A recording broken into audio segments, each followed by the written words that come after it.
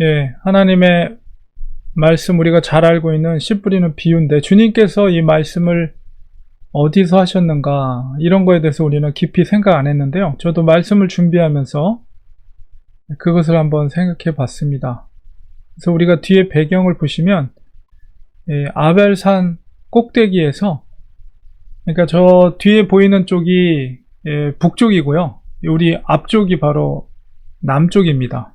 그래서 아벨산이 갈릴리 바다, 이렇게 보시면 지금 화살표 방향으로 우리가 보고 있는 거예요. 갈릴리가 저런 식으로 생겼는데요. 굉장히 넓은 호수인데 바다로라고 성경에 표현되어 있는 것처럼 바로 아벨산 바로 밑에 막달라가 있고요. 이쪽에 막달라라고 표시되어 있죠. 막달라, 마리아의 고향인 막달라, 그리고 게네사렛, 게네셋 평야, 그리고 산상수훈했던 곳, 저 너머에 고라신이 있고 이제 바닷가 쪽에 가버나움이 있습니다.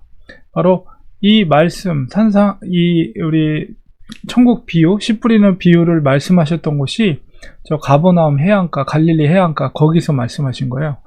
그러니까 가버나움은 예수님의 제2의 고향입니다. 물론 이제 우리 약간 서쪽으로 가면 이제 나사렛, 예수님이 살았던 고향 나사렛이 있지만 나중에는 가버나움으로 이사를 하셔서 거의 대부분 가버나움에서 사셨어요. 그래서 가버나움, 갈릴리 해안가, 바닷가에서 바로 이 씨 뿌리는 비유 말씀을 하신 것입니다.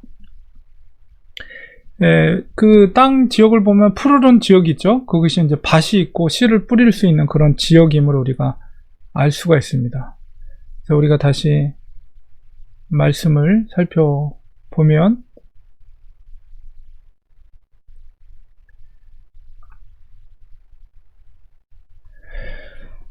오늘날에 우리 천국과 지옥을 믿는 사람이 얼마나 많을까요? 그런 생각을 해봅니다. 가만히 생각해보면 천국과 지옥을 진심으로 시리어스하게 믿는 사람들 그리 많지 않은 것 같습니다. 어떤 문학 작품이라든가 아니면 영화 같은 곳에서 많이 등장하는 그런 소재이지만은 대부분 사람들은 정말 자기와는 무관한 혹은 그리스 신화나 혹은 뭐 해리포터 같은 환타지 소설에서나 나올 법한 그런 상상의 장소로 생각하는 것 같습니다. 천국과 지옥이 자기가 죽은 이후에 가게 될 곳이라고 정말 시리어스하게 생각하는 사람들은 많지 않은 것 같습니다. 그러나 성경은 너무나도 많은 곳에서 천국과 지옥의 존재를 증명하고 있습니다. 오늘 본문에서도 주님께서 친히 이 천국의 말씀을 하고 계십니다.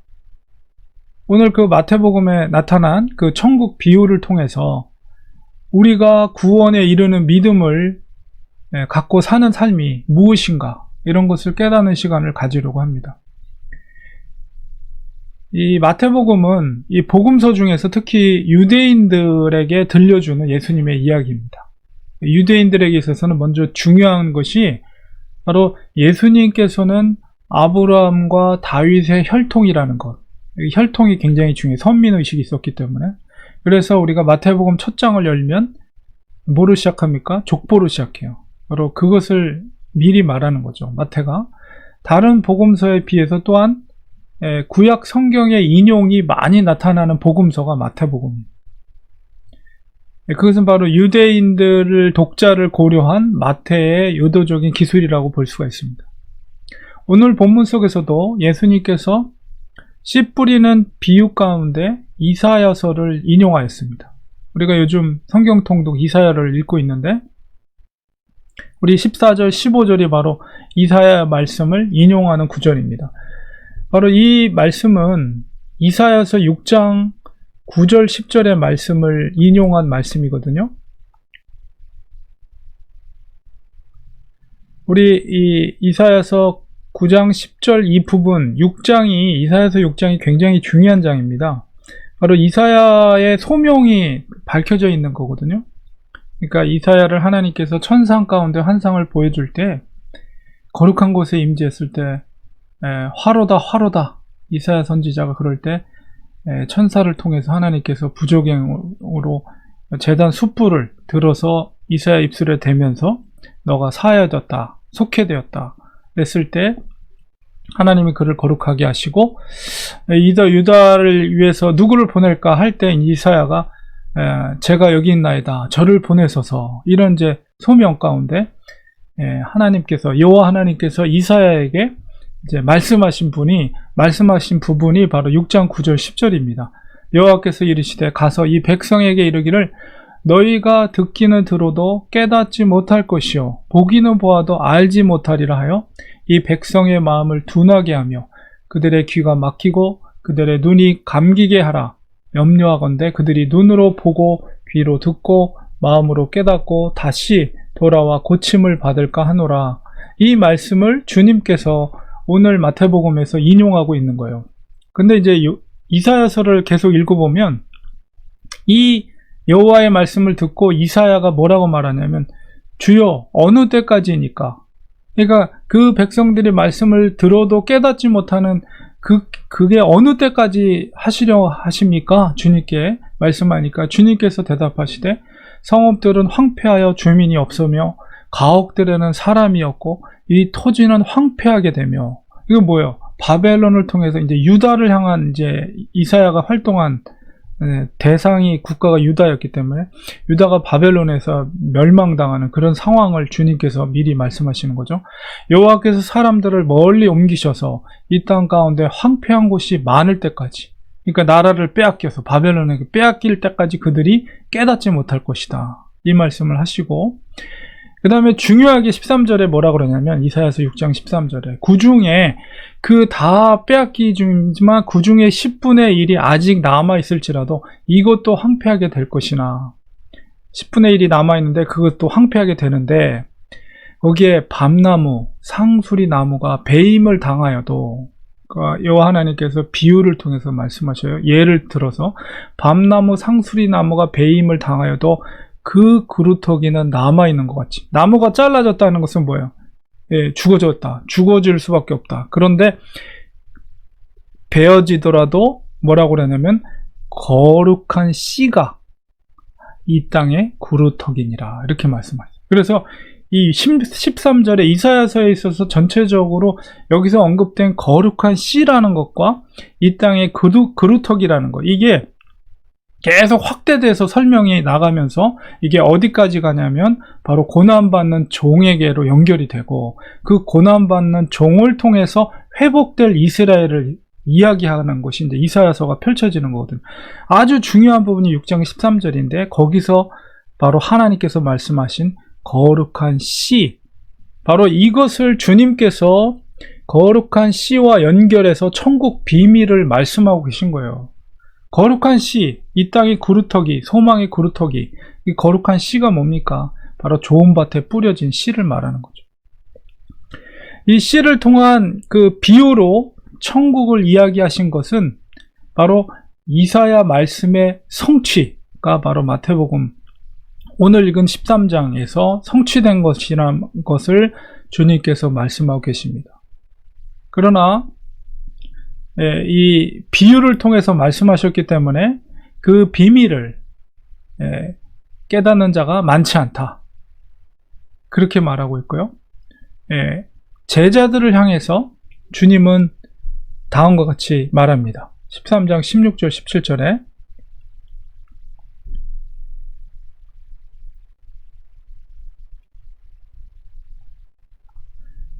13장 16절에 보면 그러나 너희 눈은 봄으로 너희 귀는 들음으로 복이 있도다. 내가 진실로 너희에게 이르노니 많은 선지자와 의인이 너희가 보는 것들을 보고자 하여도 보지 못하였고 너희가 듣는 것들을 듣고자 하여도 듣지 못하였느니라. 그러니까 많은 선지자 의인들도 그 비밀을 알지 못했다는 거예요. 근데 주님께서는 제자들에게 뭐라고요? 볼 수 있는 눈이 있고 들을 수 있는 귀가 있기 때문에 복된 자다, 이렇게 말합니다. 왜 그러냐면 주님께서 그들에게 그 비밀을 밝혀 알리기 때문에. 우리가 이 말씀을 통해서 우선적으로 천국의 비밀을 알 수 있는 길을 우리가 깨닫게 되는데 그게 뭡니까? 바로 그것은 주님을 만나는 은혜를 얻는 것이에요. 주님께서는 제자들에게만 천국의 비유를 풀어주십니다. 제자들이 바로 그 주님의 은혜를 얻은 것이죠. 천국의 비밀을 깨닫게 되었으니까. 여러분, 우리들도 마찬가지입니다. 우리가 천국과 지옥의 존재를 정말 시리어스하게 믿고 있다면 그것은 우리의 선택이 아니라 바로 하나님의 은혜입니다. 우리는 이 은혜에 붙잡혀 살아야 돼요. 들어도 깨닫지 못하고 보아도 알지 못하는 그런 세속의 생각에 우리의 마음을 빼앗겨서는 안 됩니다. 천국과 지옥의 확신을 하나님께서 주셨다는 믿음이 있다면 항상 우리는 그 은혜에 감사하며 그 은혜를 붙잡고 있어야 돼요. 오늘 우리가 은혜를 입었더라도 정말 깨어있지 않으면 그런 세속적인 생각들에 우리가 물들기가 쉽습니다. 사탄은 그 사람들의 인식 속에 천국과 지옥의 존재를 망각하게 합니다. 그것은 한나 소설에 등장하는 이야기를 취급해버리게 합니다. 그리고 내세에 대한 생각을 쉽게 잊고 현세 중심의 삶을 살게 한다는 것이죠. 주님의 그 말씀 속에서 진정 복 있는 자, 그런 자는 바로 천국과 지옥의 존재를 인식하는 것입니다. 물론 우리가 극단적인 시한부 종말론자가 돼서 현실의 삶 자체를 부정하는 것은 바람직한 것이 아닙니다. 그렇다고 해서 내세의 천국과 지옥의 존재를 망각하고 현세 중심의 현세를 즐기는 삶을 사는 것은 잘못된 것입니다. 우리의 삶이 풍요로워질수록 그런 생각들이 점점 더 팽배해집니다. 오늘 이 씨 뿌리는 예수님의 비유 속에서 천국 말씀을 듣고 깨닫지 못할 때는 악한 자가 와서 그 말씀을 빼앗아 간다 라고 이렇게 말씀하고 계십니다. 이것은 그 네 가지 땅의 비유 중에서 길가에 뿌려진 자와 같다는 것인데요. 마음밭에 이렇게 뿌리가 내리기도 전에 천국에 대한 소망이 없이 살아가는 인생을 의미합니다. 그들은 완전히 사탄에 속한 자들이에요. 이들은 천국과는 거리가 먼 사람들입니다. 19절에 있는 것처럼 악한 자가 와서 그 마음에 뿌려진 것을 빼앗나니 생명의 씨앗을 빼앗아가요. 바로 길가에 뿌려진 자, 그것은 바로 하나님의 백성과는 관계가 없는, 천국과는 관계가 없는 사람들의 모습이죠. 두 번째로는 돌밭에 뿌려진 자, 20절, 21절에 있는 말씀입니다. 돌밭에 뿌려졌다는 것은 말씀을 듣고 즉시 기쁨으로 받지만은 그 속에 뿌리가 없어서 잠시 견디다가 말씀으로 말미암아 환난이나 박해가 일어날 때 넘어지는 자다. 말씀으로 말미암아 환난과 박해가 있다는 것. 우리가 돌을 비유하는 것이 바로 이 환난과 박해입니다. 말씀으로 인해 환난과 박해가 있을 수 있어요. 그러나 이 영적 원리에 대해서 요한복음 15장에서 주님께서 먼저 분명하게 말씀하고 계십니다. 그래서 뭐냐면 너희가 세상에 속하였으면 세상이 자기의 것을 사랑할 것이나 너희는 세상에 속한 자가 아니요 도리어 내가 너희를 세상에서 택하였기 때문에 세상이 너희를 미워하느니라. 이게 영적인 원리예요. 여기서 말하는 세상은 바로 공중권세 잡은 사탄이 점령하고 있는 악한 대상을 세상으로 표현한 것입니다. 세상이 우리를 미워해요. 그러면 세상은 우리를 박해와 환난으로 우리를 공격합니다. 이게 바로 영적인 원리예요. 우리가 주님께 속한 백성임을 우리가 확신한다면 그 환난과 박해를 이길 수가 있습니다. 진짜 믿음이 있는 사람은 그 환난을 극복할 수가 있어요. 그것을 우리가 극복하지 못한다면 천국을 소망할 수 없습니다. 그 환난과 박해로 인해서 넘어지고 그 생명의 씨앗의 생명력이 소멸된다면 그는 천국을 소망할 수 없습니다. 그는 천국에 속한 백성이 아니라는 거예요, 결과적으로. 세 번째로 22절에 있는 가시떨기에 뿌려졌다는 것. 가시떨기에 뿌려졌다는 것은 말씀을 들으나 세상의 염려와 재물의 유혹에 말씀이 막혀서 결실하지 못하는 자다, 이렇게 말하고 있어요. 바로 이 천국 말씀을 가로막고 있는 요소 두 가지를 이야기하고 있어요. 첫 번째는 세상의 염려, 두 번째는 바로 재물의 유혹이라고 말하고 있어요. 그것이 바로 말씀, 생명력의 말씀을 가로막는다, 이렇게 말하고 있습니다. 세상의 염려가 무엇입니까? 세상에 대한 염려라는 것은 사람이 가지고 있는 그 생존에 대한 염려예요.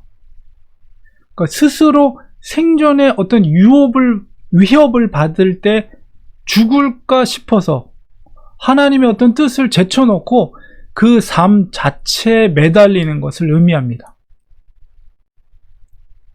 우리의 삶을 위협하는 것들에는 가난, 질병, 다양한 형태의 어떤 생존의 위협, 이런 것들이 있습니다.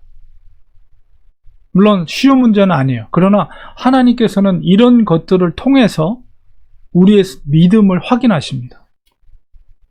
이 문제는 뭐냐면 주권의 문제예요. 주권의 문제. 삶의 주권이 누구에게 있는가? 이것을 하나님께서 그것을 통해서, 세상의 염려를 통해서, 생존의 문제를 통해서 우리를 믿음을 달아보신다는 것.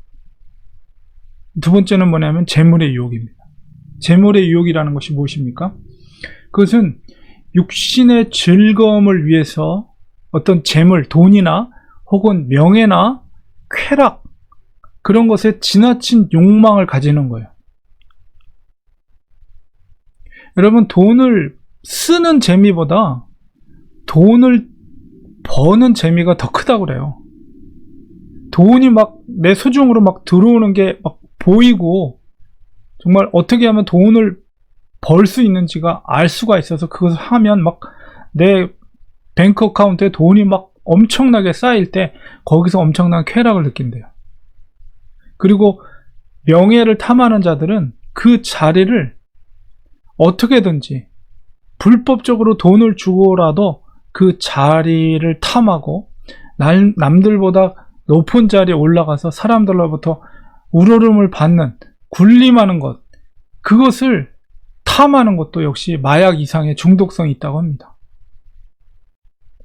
그리고 또한 성적인 쾌락, 이런 것을 즐기려고 하는 것도 마약과 같은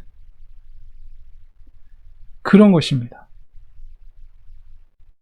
바로 이런 것들이 세상의 염려와 그 다음에 재물의 유혹이 천국 말씀을 막히게 하는 사탄의 강력한 무기가 됩니다. 오늘날에 아마 사탄이 바로 이 도구를 강력하게 사용하고 있습니다. 과연 우리는 어떤 밭이라고 생각하십니까? 교회 다니는 분들은 모두가 길가나 돌짝밭이나 가시밭과는 무관하다고 생각하는 분들이 많습니다. 문제의식조차 느끼지 않습니다. 비유는 비유고 삶은 다르다라고 생각하는 사람이 많습니다. 그러나 하나님 반드시 우리의 믿음을 달아보십니다. 참 믿음인지 거짓 믿음인지, 세상의 염려와 재물의 유혹 앞에 놓이게 한다는 거예요. 하나님께서.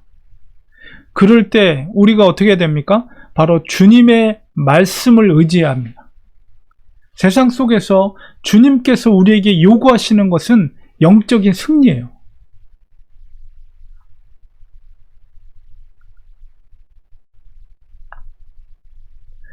바로 세상을 이기는 믿음이 무엇인가? 요한복음 16장 33절에 이것을 너희에게 이르는 것은 너희로 내 안에서 평안을 누리게 하려 함이라. 진정한 우리의 영혼의 평안을 누리게 하기 위해서. 세상에서는 너희가 환난을 당하나 담대하라. 내가 세상을 이기었노라.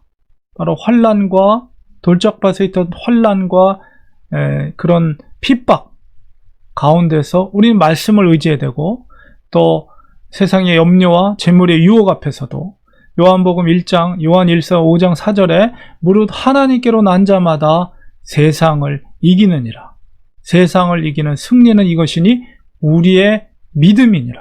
바로 세상에 대한 염려 앞에서도, 그 다음에 재물의 유혹 앞에서도 우리는 무엇으로 이길 수 있습니까? 믿음으로 세상을 이길 수 있다라고 분명히 말씀 속에서 약속해 주고 있습니다. 우리가 이 믿음을 가지고 사는 자들이야말로 좋은 땅에 뿌려진 사람들이에요.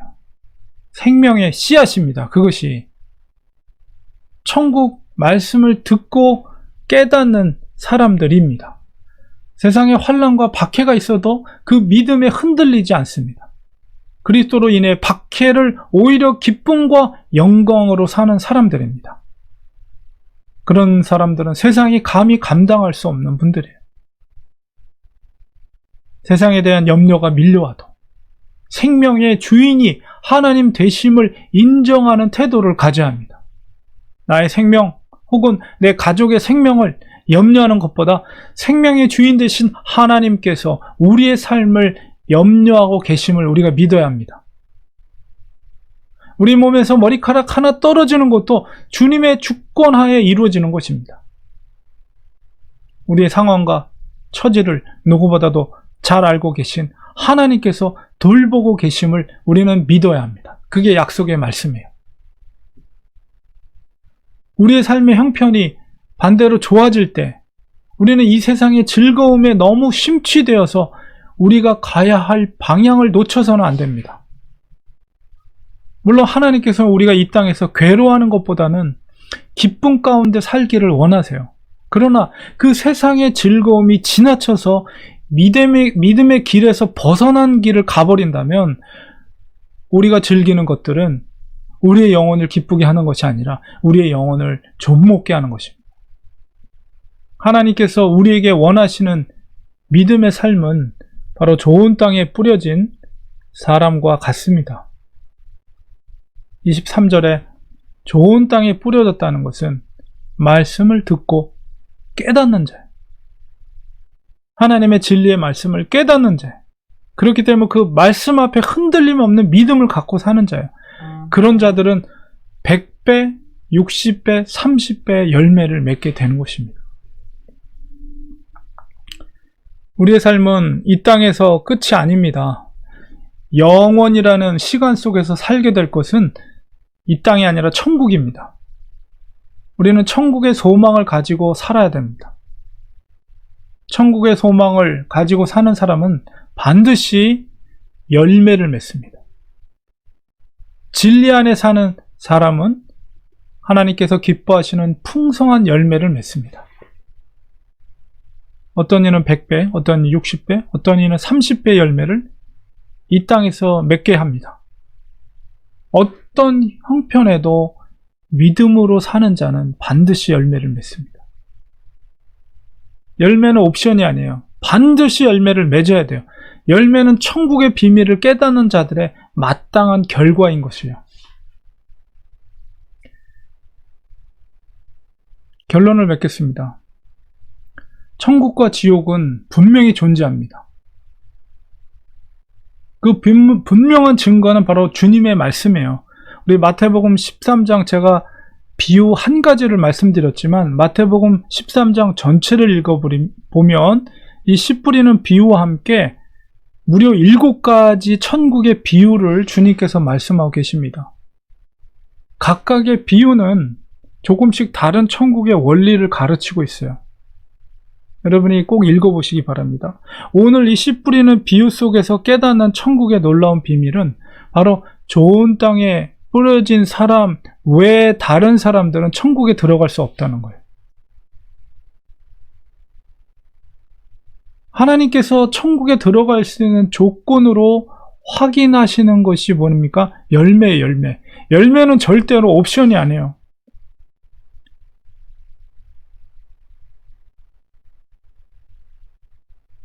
반드시 열매를 맺혀야 됩니다. 이 땅에서 열매 없는 삶을 산다면 그 가지들을 꺾어서 주인은 창고에 들어가지 못하게 하고 불쏘시개로 쓰일 뿐입니다. 불쏘시개로 바깥에서 쓰인다는 것은 버려진다는 거예요. 아무리 뿌리를 내리고 줄기가 자라나서 가지가 펼쳐지고 이파리가 커져도 열매가 없다면 그 가지는 그 줄기는 베어져서 불쏘시개로 쓰일 뿐이라는 거예요. 이 비유의 말씀을 우리는 가볍게 여겨서는 안 됩니다. 좋은 밭에 뿌려졌다는 것은 말씀을 듣고 기뻐할 뿐만 아니라 그 속에서 진리를 깨닫는 거예요. 생명의 진리를 깨닫는 거예요. 그 말씀을 생명으로 받아들인다는 것입니다. 말씀이 삶의 중심에 있는 사람은 그 말씀을 양분으로 해서 자라나게 됩니다. 그 말씀을 생명으로 받아들인다는 것입니다. 말씀이 삶의 중심에 있는 사람은 그래서 자라나고 열매를 맺게 돼 있어요. 이는 세상의 원리로 사는 사람이 아니라 바로 말씀의 원리로 사는 사람입니다. 환난과 핍박이 몰려와도 혹은 세상의 염려와 재물의 유혹 앞에서도 능히 그 생명력이 있기 때문에 그 믿음으로 이길 수가 있는 것이죠. 하나님께로 난 자마다 세상을 이기느니라. 세상을 이기는 승리는 이것이니 우리의 믿음이니라. 사도 바울은 뭐라고 고백합니까? 내게 능력 주시는 자 안에서 모든 것을 할 수 있다. 이게 바로 믿음의 사람의 고백이에요. 하나님의 사람은 어떠한 상황 속에서도 두려움 없이 오직 예수 그리스도만 바라보며 예수 그리스도를 위해 사는 사람입니다. 또한 말씀을 생명으로 여기고 사는 사람입니다. 생명력이 넘치는 것은 반드시 또 다른 생명을 잉태하게 되어 있어요. 하나님의 사람은 반드시 열매를 맺습니다. 천국이 바로 그런 자들의 것입니다. 천국과 지옥은 분명히 존재합니다. 생명의 말씀이 우리의 삶의 중심이 되게 하시기 바랍니다. 우리가 그 말씀 앞에 거하고 있다면 반드시 좋은 열매를 맺게 될 것입니다. 7가지의 천국에 대한 비유, 다른 비유들이 있는데요. 그 공통점, 7가지 공통점이 뭐냐면 천국의 풍성함이에요. 그 열매의 풍성함은 궁극적으로 주인의 곡식 창고에 기쁨으로 들어가게 됩니다. 이것이 주님께서 우리에게 가르쳐주는 천국의 비밀입니다. 천국의 풍성함을 누리시기 바랍니다. 믿음은 그것을 능히 누릴 수 있는 은혜를 허락해 주십니다. 천국의 풍성함을 소유한 그런 성도들이 되시기를 간절히 축원드립니다. 기도하겠습니다. 하나님, 천국과 지옥은 분명히 존재합니다. 주님께서 그것을 말씀해 주셨습니다. 주님 우리에게 그 비밀을 계시해 주셨고 그 비밀을 깨닫는 자는 복된 자라고 말씀해 주셨습니다. 우리는 좋은 밭에 뿌려진 생명의 씨앗처럼 이 땅에서 100배, 60배, 30배 열매를 거둘 수 있는 하나님의 사람들이 되게 하여 주시옵소서. 이 세상에서 승리할 수 있는 승리는 오직 믿음이라고 말씀해 주셨습니다. 말씀의 생명력을 붙잡고 사는 자들에게 믿음의 굳건히 서서 많은 열매를 맺힐 수 있는 천국 백성이 될 줄 믿습니다. 우리 모든 성도들이 천국에 가기를 원합니다. 말씀의 생명력 앞에 열매 맺는 자들이 되어서 한 명도 낙오됨이 없이 천국에 입성할 수 있는 우리 성도들 되게 하여 주시옵소서. 예수님의 이름으로 간절히 기도드리옵나이다. 아멘.